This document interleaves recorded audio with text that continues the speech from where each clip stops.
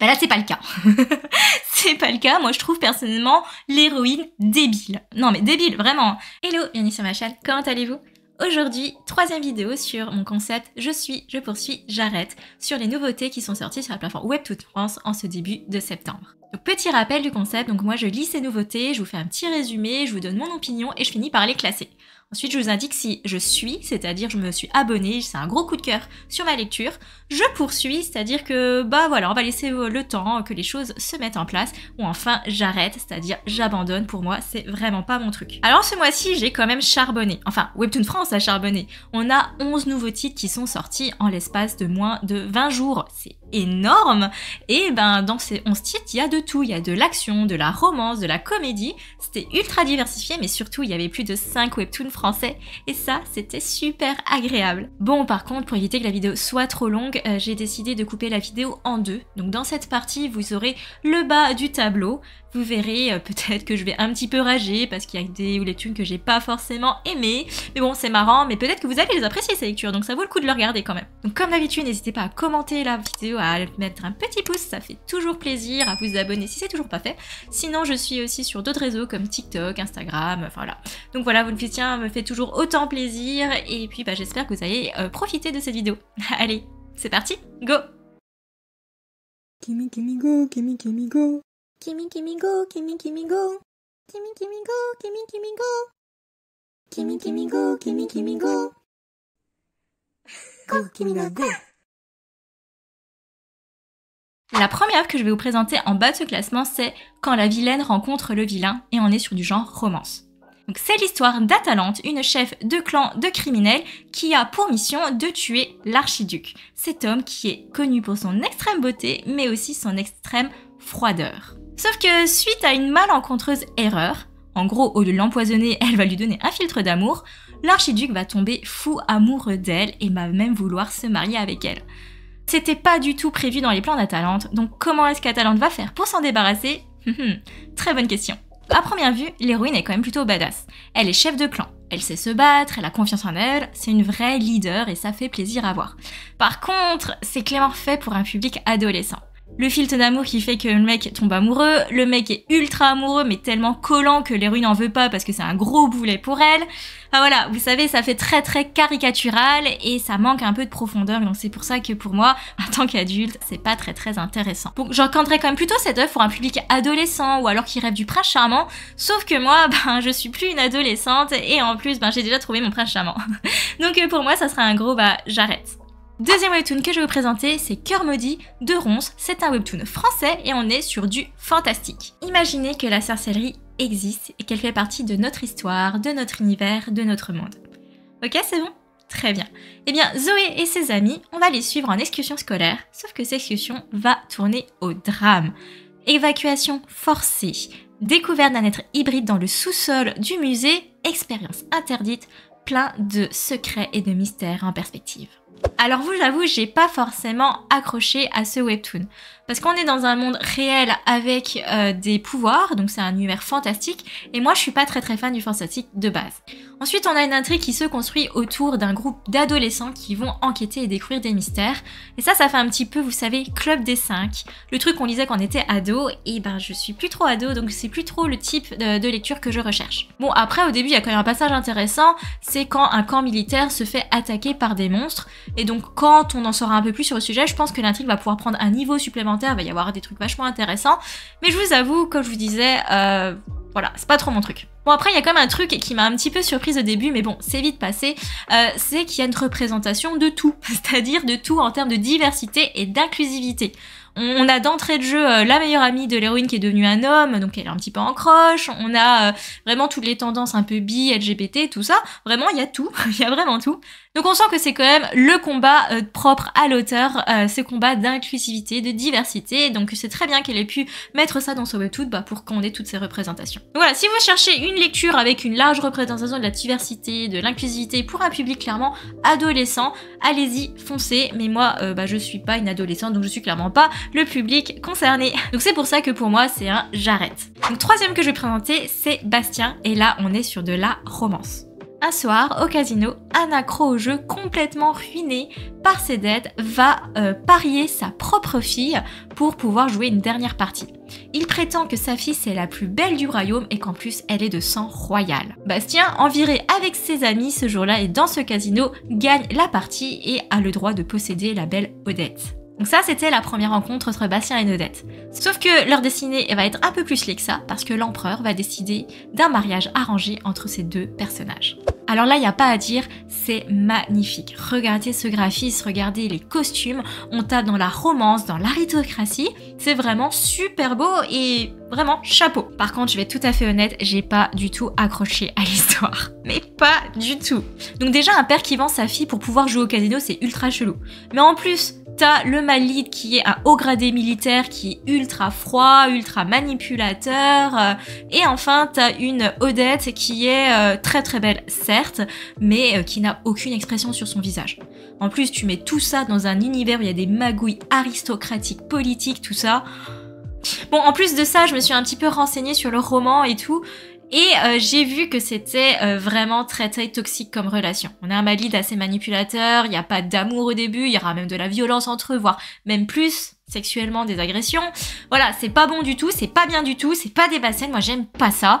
C'est un truc qui vous donne de l'anxiété, de la dépression, enfin vous êtes pas bien voilà, quand vous lisez ce genre de truc, et moi j'aime pas ça. Je ne recherche pas du tout ça quand j'aime tout, moi je veux du bon temps. Donc voilà, donc si vous aimez être angoissé, si vous aimez avoir des relations toxiques évoluées, ben allez-y, foncez, je vous jugerai pas.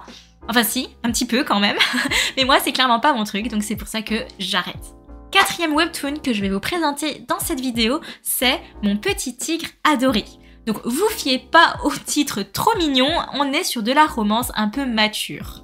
Donc l'histoire, c'est l'histoire de Kim Dae qui avait l'habitude de jouer avec les gamins de son quartier. Un jour elle va déménager, donc elle va perdre contact avec tous les gosses du voisinage. On la retrouve en tant qu'adulte, c'est devenu une actrice. C'est pas une grande star d'Hollywood, mais elle a quand même des petits rôles dans le petit écran, voilà, tout va bien. En tout cas, elle est assez connue pour se faire inviter à une soirée. Et donc un soir, à une fête, un mec ultra sexy va s'approcher d'elle et va lui demander « Est-ce que tu me reconnais ?» Et non, Kim Dae va pas du tout s'en souvenir, par contre lui, bah il se souvient très très bien d'elle. Ok, on arrête tout. Comment un gamin peut passer de ça à ça? Pardon, s'il vous plaît, c'est quoi ce glow-up? Vraiment, c'est un putain de beau gosse, je suis désolée. Parce que là, honnêtement, on va être honnête, hein. Pourquoi est-ce qu'on lit ce genre de romance? Parce qu'on aime ça, on aime ces fantasmes, on aime les mecs beaux, jeunes, sexy, riches, sportifs, gentils, mais surtout ultra loyal. Eh ouais. Bon, je dis ça, hein, mais honnêtement, le prototype du beau gosse incarné, c'est pas une raison suffisante pour qu'un webtoon retienne mon attention. Et là, clairement, j'ai pas eu du tout d'acrome crochu avec l'histoire. Donc l'héroïne, je trouve en plus qu'elle a pas grand chose de particulier, je comprends pas forcément encore pourquoi est-ce qu'elle a la chance d'avoir un bel Apollon à ses pieds comme ça, alors qu'elle a, à mes yeux, encore rien fait. Et honnêtement, je vous avoue, ça m'intéresse pas trop de savoir pourquoi. Est-ce que je suis jalouse? Non, pas du tout, je suis pas jalouse. Mais voilà, ça m'intéresse pas. En vrai, ça a l'air sympa si vous cherchez à lire ce genre de webtoon, genre le type un petit peu fantasme, tout ça. En plus, j'ai vu qu'il existait une version plus 15 ans et plus 19 ans, donc je m'attends à avoir des scènes un petit peu chaudes. Donc n'y lisez pas ce webtoon dans les transports en commun si vous voulez pas qu'on vous regarde d'une manière ultra chelou. Mais en tout cas, moi c'est pas du tout le type de lecture que je cherche à lire sur ces plateformes, j'ai déjà dit dans mes précédentes vidéos. Donc voilà, je vais vous dire que j'arrête. Autre titre de ces vidéos, c'est Taming the Corrupt, qui en français veut dire apprivoiser le corrompu. On est encore sur la romance, réincarnation, vengeance, retour dans le passé. Arienne ou Argène, je sais pas trop comment on dit ça, c'est la fille du comte le plus riche du royaume. Et elle a une particularité, c'est que cette famille a un pouvoir spécial de guérison. Mais là, elle meurt poignardée dans le dos par l'homme qu'elle a toujours aimé. Et là, vous voyez le truc venir. Mais oui, vous avez l'habitude maintenant. Elle va retourner dans le passé, 4 ans en arrière, avant que tous ces événements ne soient apparus. Dans cette nouvelle vie, elle va vouloir se venger de son ancien fiancé, mais aussi en profiter pour recruter un homme dans la famille pour éviter que son père, le seul homme, parte en guerre quand il y aura la guerre. Et elle va jeter son dévolu sur Kassadine, l'esclave qui est devenu le guerrier le plus puissant de l'Empire lors de sa précédente vie. Donc normalement, moi j'adore les histoires de vengeance et de retour dans le passé. Parce qu'en général, les protagonistes sont ultra intelligents, ils arrivent à faire des coups de maître pour pouvoir prévenir tous les magouilles qu'on leur avait faites dans le passé, pour éviter que ça se reproduise dans le présent. Bah là, c'est pas le cas. C'est pas le cas. Moi, je trouve personnellement l'héroïne débile. Non, mais débile, vraiment. La meuf, la première chose qu'elle fait dans sa vie, c'est quoi? C'est de vouloir séduire / adopter un mec pour éviter que son père aille à la guerre. C'est bizarre, non? Mais en plus, le truc, c'est que c'est pas du tout sain comme communication, parce que elle est toujours en train de nous dire qu'elle veut manipuler ce mec. Elle va faire semblant pour que ce mec soit ultra attaché à elle pour l'envoyer plus facilement à la guerre. Non mais, ma fille, sois sincère, c'est un beau gosse, il te plaît, commence pas comme ça, c'est nul. Et d'un autre côté, t'as le mec, certes, c'est un beau gosse, mais on le présente un petit peu comme, vous savez, l'Apollon, ultra fort et tout, mais comme un petit toutou qui n'a jamais connu la tendresse. Donc en fait là actuellement, à part être un beau mec et fort, bah c'est un petit chien qui aboie et qui remue la queue quoi. Enfin, la queue. Enfin voilà, bref. Alors moi normalement j'ai un faible pour le genre vengeance. Sauf que là ça va pas du tout, c'est pas du tout cohérent pour moi et j'ai l'impression de perdre mon temps et il y a des milliers et des milliers de meilleurs webtoons à lire que ça. Enfin bon, ça c'est mon avis, donc c'est pour ça que moi j'arrête. Enfin pour terminer cette vidéo, mais être en plein milieu du classement top 11 sur les sorties Webtoon France de septembre, je vais vous parler d'un webtoon français qui s'appelle Une perle à la mer. Côté histoire, on suit l'histoire de Marvin, un adolescent qui a été traumatisé. Il ne retournera pas dans l'eau. Pourquoi? Parce qu'il est constamment hanté par un monstre qu'il a vu lorsqu'il a failli se noyer dans un cours de plongée. Mais un jour, il finira par vaincre sa peur, il se décidera à replonger et il reverra ce monstre. Mais ce monstre, il n'a pas l'air aussi affreux que dans ses souvenirs ni dans ses cauchemars. Il a l'air même plutôt sympathique. Alors, je vais être honnête, c'est pas le genre de webtoon que j'apprécie d'habitude. Je vous l'ai dit juste avant, je suis pas quelqu'un qui aime le fantastique. Quand on est dans du réel et qu'il y a des trucs un petit peu bizarres, je suis pas trop dedans. Mais là, c'était vraiment une agréable surprise. J'ai beaucoup aimé parce qu'on a des jolis dessins, on a des jolies couleurs et un bel enchaînement des choses. On n'arrête pas de passer du réel à la tête du personnage, à revenir dans ses pensées, à vivre en fait tous ses problèmes d'adolescent. En plus, Marvin, honnêtement, c'est pas un ado qui m'énerve, dans le sens où d'habitude les ados ça m'énerve un peu parce qu'ils ont trop de problèmes, mais lui je comprends qu'il est traumatisé et qu'il a une blessure vous savez, à penser, à réparer. Et puis d'un autre côté, on a un monstre qui, franchement, bah, il a l'air sympa. Voilà. J'ai pas grand chose à dire de plus, il a des petites oreilles, il est mignon, mais voilà, un peu naïf peut-être, mais il a l'air bien sympa. Après, quand même, niveau gratis, je voulais revenir dessus parce que ça m'a quand même un peu frappé, c'est les lignes. En fait, quand tu regardes les lignes, on a l'impression que c'est un peu discontinu, comme si c'était un crayon sur un papier. On sent limite le grain du papier, quoi. Et donc ça fait un petit peu, vous savez, un peu roman graphique. On a l'impression d'un peu de tourner les pages du livre et de voir le trait, le grain et tout. Et du coup, paradoxalement, sur Webtoon, ça fait un peu bizarre parce que les couleurs, tout ça, ça va un peu manquer de punch, vous savez, de flashy, mais vraiment côté livre, je pense que ce serait une adaptation vraiment sympa. Bref, voilà, moi je détecte un beau potentiel sur Webtoon, c'est vraiment une lecture sympa, j'ai accroché assez vite, j'ai envie de connaître la suite, donc c'est pas forcément un coup de cœur jusque là, parce que je vous dis, le genre fantastique c'est pas forcément ma came, mais en tout cas, c'est avec un grand plaisir que je vais suivre la série. Donc je décide de la poursuivre. Et voilà, fin de partie de cette première vidéo sur les sorties Webtoon de septembre. Alors oui, 11 titres c'est énorme, j'ai pas eu d'en voir autant d'un coup. Et là, quand j'ai fait cette première vidéo, je me suis rendu compte effectivement que j'avais un peu ragé sur la romance. Alors détrompez-vous, j'adore la romance, je suis une des premières de la romance. Et c'est peut-être pour ça que mon niveau d'exigence, est assez élevé. Et là, j'ai pas forcément trouvé des romances que j'avais appréciées. Et c'est pour ça que j'ai peut-être un petit peu ragé et je suis désolée. Voilà, vous êtes peut-être pas l'habitude de me voir comme ça, mais en fait, au fond, je suis une grosse rageuse. Donc, petite note aussi, c'était assez compliqué pour moi de vous faire un ordre, tout ça, de vous dire si celui-là était meilleur que d'autres. C'est assez compliqué parce que sur certains, j'étais pas du tout la cible. Pour d'autres, je me suis énervée, mais j'ai quand même eu des sensations. Donc voilà, c'est un peu compliqué. Mais à part le dernier qui est clairement pour moi au-dessus des autres, les autres, vous pouvez le prendre comme vous voulez.